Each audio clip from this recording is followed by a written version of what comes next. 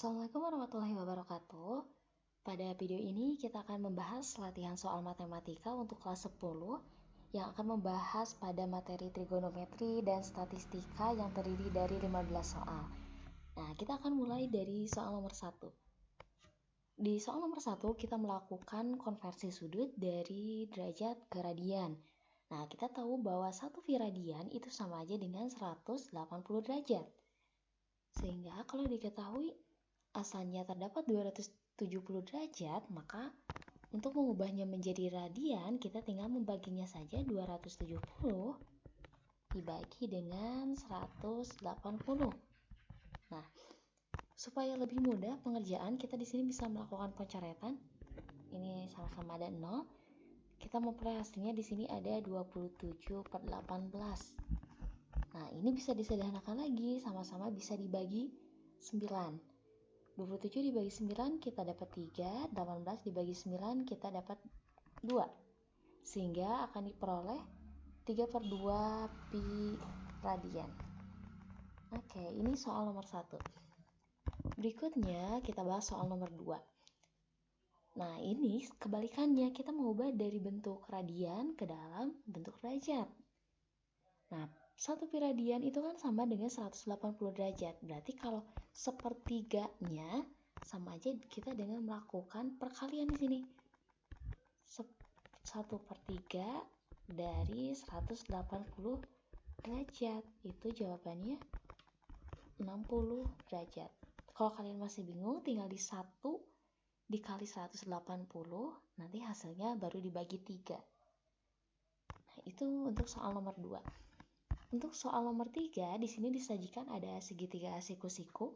Siku-sikunya di B. Yang diminta adalah kita menentukan nilai dari sin A.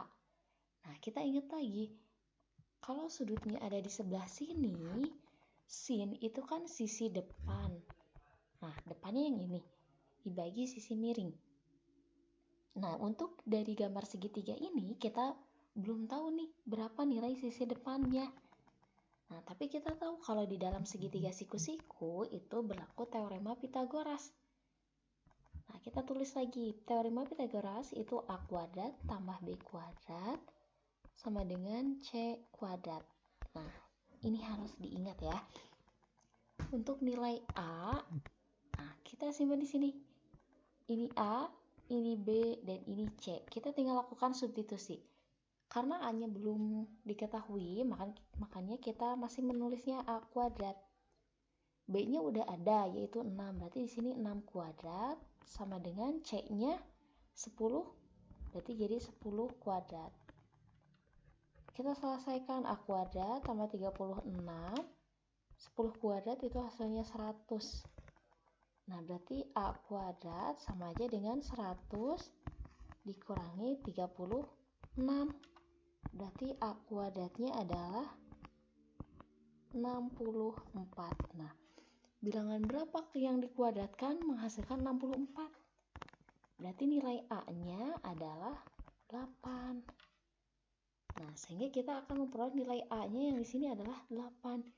Yang diminta adalah sin A, yaitu sisi depan dibagi sisi miring. Depannya 8, sisi miringnya 10. 8/10 kalau kita sederhanakan bisa jadi 4/5 ya. Atas dibagi 2, bawahnya dibagi 2. Untuk soal nomor 4, ini segitiganya sama dengan soal nomor 3. Yang dibedakan adalah di sini yang diminta adalah nilai tan. Nah, tan itu kalau sudutnya yang ada di sini, nilai tan itu sisi depan dibagi sisi miring.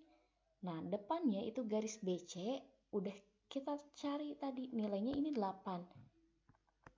Yang diminta adalah nilai tan. Oke, berarti tinggal kita cari nilai tan. Nilai tan A-nya adalah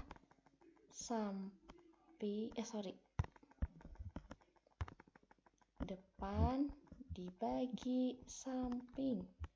Di depannya angka 8, di sampingnya angka 6. Kalau kita sederhanakan, atas dibagi 2 jadi 4, yang bawah dibagi 2 jadi 3. Jadi jawabannya adalah 4/3. Jadi seperti itu untuk nomor 3 dan 4. Nah, untuk nomor 5, berapa nilai dari sin 45 derajat? Ini wajib dihafal ya. Nilai sin 45 derajat ini setengah akar 2. Udah gitu aja. Nah, untuk berikutnya, di soal nomor 6, kita diminta menentukan nilai sin cos 210 derajat. Nah, 210 ini berada di kuadran 3. Di kuadran 3 itu yang positif nilai tan, berarti cos dia negatif. Nah, untuk mengerjakan yang lebih mudah, di sini kita menggunakan patokan. Patokannya itu adalah ada 2, 360 sama 180. Dan kebetulan yang 210 ini lebih dekatnya ke 180. Oke, berarti di sini kita tulis lagi negatif cos. Nah, 210 sama 180 itu kan bedanya 30. Berarti sama aja dengan negatif cos 30 derajat. Cos 30 itu nilainya setengah akar 3. Udah kayak gitu. Nah, ini berlaku juga untuk soal nomor 7. 210 ini sama tadi. Ada di kuadran 3. Di kuadran 3 nilai tan itu kebetulan positif. Makanya kita tulis aja lagi di sini tan. 240 ini dekatnya ke 180. Bedanya 60 derajat. Jadi nilai tan 60 itu adalah akar 3 positif ya, karena di kuadran 3. Nah, untuk soal nomor 8, ada sebuah tangga panjangnya 4 meter bersandar pada tembok sebuah rumah. Jika tangga itu membentuk sudut 60 derajat dengan lantai, nah berapa tinggi temboknya? Kalau kalian menemukan soal cerita kayak gini, lebih mudah kalau kita menggambarnya dulu. Ada sebuah tangga. Nah, anggap ini tangga ya. Dia disenderkan ke tembok. Berarti kalau tangga nyender ke tembok, posisinya membentuk segitiga siku-siku.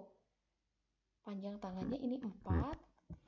Nah, tangga itu membentuk sudut 60 derajat dengan lantai. Berarti ada di sini nih. 60 derajat. Yang ditanyakan adalah berapa sih tinggi tembok yang sebelah ini. Nah, ini yang kita cari. Berapa nih tinggi temboknya? Kalau sudutnya ada di sini, maka tembok ini adalah sisi depannya. Berarti kita yang akan dicari itu sisi depan. Dan di soal, nilai yang diketahui adalah sisi miringnya. Jadi kita buat aja perbandingannya. Sisi depan dibagi sisi miring. Depan dibagi miring itu perbandingan untuk sin. Nah, kita tahu di soal itu sudutnya 60 derajat. Jadi sin 60 derajat. Nah, depan dibagi miring. Sin 60 derajat itu besarnya setengah akar 3. Depannya yaitu tinggi tembok belum kita ketahui, miringnya 4. Nah, berarti sisi depannya adalah tinggal kita kalikan aja di sini. Yang kita kalikan adalah 4 sama setengah akar 3. 4 kali setengah akar 3. 4 kali 1 dibagi 2 hasilnya 2 akar 3. Nah, seperti itu. Jadi tinggi temboknya adalah 2 akar 3 meter. Di sini kalian gak usah mengubahnya ke dalam bentuk desimal. Sampai sini juga udah benar.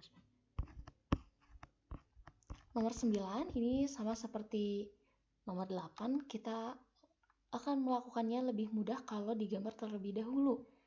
Nah, sekarang itu ada tongkat panjangnya 2 meter disandarkan pada tembok. Sama seperti tadi. Ada tongkat. Kita bedain warnanya. Ini tongkat nyender ke tembok ya. Ups, bentar.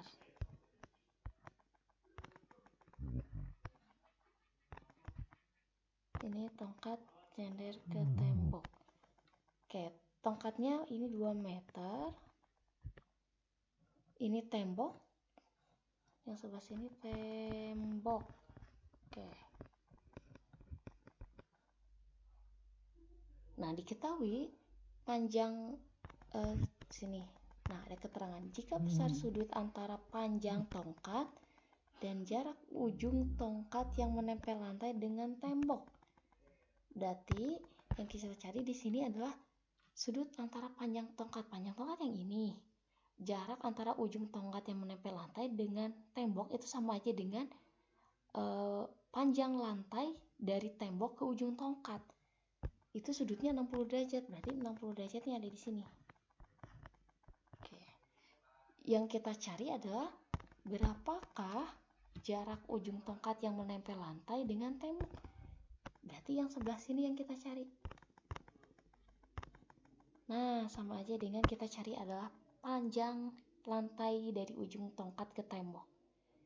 Nah, kalau sudutnya ada di sini, maka yang kita cari yaitu yang sebelah sini, ini sama aja dengan sisi miringnya. Sisi sampingnya. Sisi samping dibagi sisi miring. Kenapa miring? Karena di sini yang diketahuinya adalah panjang tongkat, sisi miringnya. Nah, samping per miring ini adalah perbandingan dari cos. Cos sudutnya 60 derajat ya di sana. Sampingnya belum kita ketahui, berarti kita tulis aja. Miringnya 2, cos 60 itu nilainya setengah. Berarti samping kita kalikan sama kayak tadi. Ini kalikan nih. Setengah kali 2 atau 2 kali setengah sama aja. Oke. Hasilnya 1. Jadi bisa diketahui bahwa jarak yang ini, nah ini adalah 1 meter. Nah, gitu untuk soal nomor 9. Sekarang kita lanjut ke soal nomor 10. Di sini kita diminta menentukan pernyataan yang salah. Kayak yang salah, hati-hati kalian terkecoh oleh soalnya. Yang salah berarti kita cek satu persatu. Besar sudut satu putaran penuh 360 derajat. Kayak ini benar.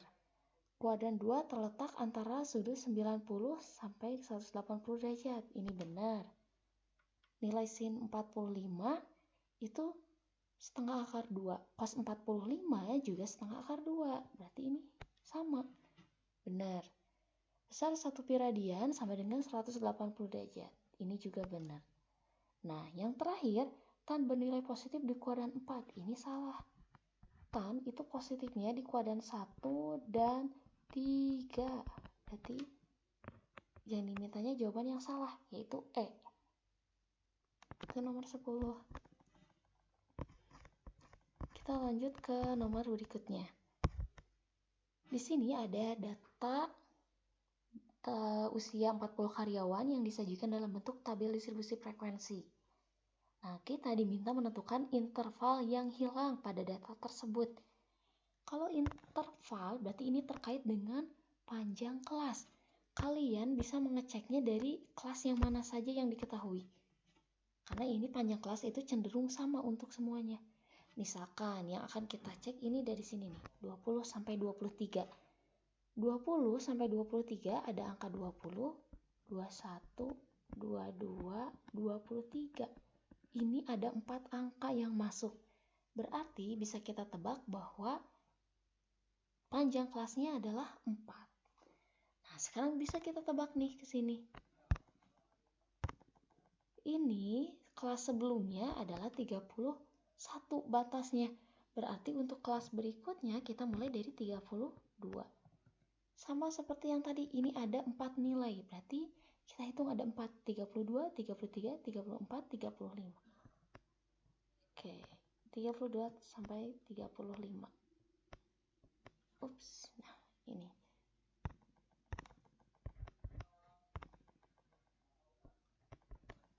Untuk yang terakhir juga sama. Yang sebelumnya ini 39, berarti sekarang kita mulai dari 40. Ada 4 nilai. 40, 41, 42, 43. Berarti berikutnya 43. Ini boleh menggunakan cara seperti itu, atau kalian punya cara yang lain atau lebih mudah, silakan. Nah, kalau cara yang lebih mudah, salah satunya kita bisa menggunakan loncat bilangan. Dari kelas 1 ke kelas 2, ini loncatnya 4. 20 ke 24 itu loncatnya 4. Ke 28 loncatnya 4. Sampai akhir ini loncatnya 4 juga. Boleh menggunakan pola seperti itu juga. Nah, seperti itu nomor 11. Kita lanjut nomor 12. Ini terkait rata-rata. Nah, diketahui ada 20 orang siswa, berat badan mereka rata-ratanya 45 kg. Kalau satu siswa tidak diikut sertakan, berat badannya sekarang jadi menurun, jadi 44. Nah, berapa kilogram siswa yang tidak diikutkan tersebut? Nah, kita ingat lagi, kalau mencari nilai rata-rata itu sigma fx dibagi sigma f, ya, atau dibagi f saja di sini. Kalau datanya data tunggal. Nah, di sini ada 20 siswa. Kita nggak usah mencari tahu siswa ke-1, ke-2, ke-3, sampai ke-20 itu berapa kilogram aja. Itu nggak usah dicari. Nah, cara cepatnya di sini kita kalikan aja. Berarti kalau ada 20 orang dan berat rata-ratanya 45 kg, berarti sama aja dengan 20 kali 45. Itu 900. Berarti total berat badan kalau ada 20 orang itu 900. Nah, seorang siswa tidak diikut sertakan, berarti yang asalnya 20 sekarang tinggal 19 kali 44 sekarang berat badannya. Ini hasilnya 836. Nah, kita cek selisihnya. Ini yang asalnya 20 sama 19 siswa itu selisihnya hanya satu siswa yang tidak diikut sertakan. Nah, sekarang kita cek, kalau ada 20 siswa berat totalnya 900. Kalau ada 19 siswa berat totalnya 836. Ini selisihnya adalah 64. Berarti satu orang siswa yang tidak diikut sertakan tersebut seberat 64 kg gitu. Itu untuk soal nomor 12. Nomor 13, kita diminta menentukan modus, ya. Lihat lagi, modus itu nilai yang paling sering muncul. Ini bisa kalian tebak langsung, yang paling sering muncul itu angka 40. Sebanyak 3 kali, maka jawabannya udah pasti 40 juga. Nomor 14, ini kita diminta menentukan nilai median. Median itu nilai tengah. Dan syarat untuk menentukan median ini kita harus mengurutkan datanya terlebih dahulu dari terkecil ke terbesar. Oke, kita urutkan datanya dari terkecil ke terbesar. Terkecil di sana ada angka 38. Berikutnya 38 lagi. Lalu ada 40 sebanyak 3 kali. Oke. Berikutnya 41, 42, dan 45. Oke, cara cepat menentukan tengah-tengahnya, karena ini kebetulan datanya ada sedikit, kalian tinggal dibagi dua aja. Kesini ada 4, kesini ada 4 juga, berarti tengah-tengahnya di sini nih. Antara 40 dan 40, berarti nilai mediannya tetap 40. Beda halnya lagi kalau jawabannya antara 40 sama 41, berarti mediannya 40,5. Tinggal kalian jumlahkan dulu, baru hasilnya dibagi 2. Itu untuk nomor 14. Nah, sekarang yang terakhir. Di sini kita menentukan nilai modus data tersebut. Modus itu nilai yang paling sering muncul. Karena ini datanya data berkelompok, kita ingat lagi rumus modus untuk data berkelompok. Oke. Modus itu sama dengan tepi bawah tambah panjang kelas kali D1 dibagi D1 tambah D2. Nah, ini rumusnya. Nah, gimana cara mencari tepi bawah? Tepi bawah itu dapat dicari dari nilai terkecil yang ada di kelas modus. Kelas modus itu kelas yang frekuensinya paling banyak, ini nih. Maka ini adalah kelas modus. Nah, sekarang tinggal kita substitusi. Tepi bawah di sini angka paling kecil di kelas tersebut adalah 160. Tepi bawahnya dikurangi 0,5 dari 160. Berarti hasilnya adalah 159,5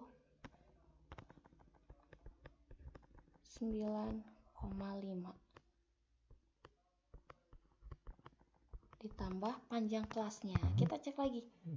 130 sampai 139.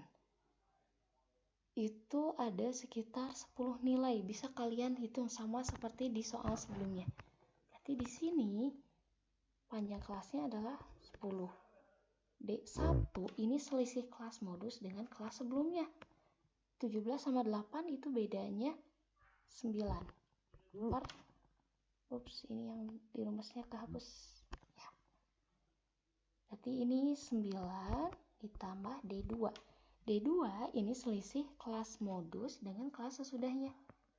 17 sama 6 itu selisihnya 11. Oke, ini maaf ya kalau tulisannya menjadi sangat tidak indah. 159,5. Kalian kalau bisa selesaikan dulu yang ada di dalam kurungnya. Berarti ini 9/20. Oke. Kita sederhanakan lagi. 159,5 ditambah 10 kali 9, 90/20 sama dengan 159,5. 90 dibagi 20, ini hasilnya 4,5. Kalau ditambahkan ini menjadi 164. Nah, jadi kalian punya nilai modusnya adalah 164. Nah, seperti itu untuk latihan soal matematika bagian 1. Kalau kalian merasa ini terlalu kecepatan, bisa kalian pause terlebih dahulu ya. Kalau ada yang kurang dimengerti, silakan boleh ditanyakan kembali. Sampai jumpa lagi. Wassalamualaikum warahmatullahi wabarakatuh.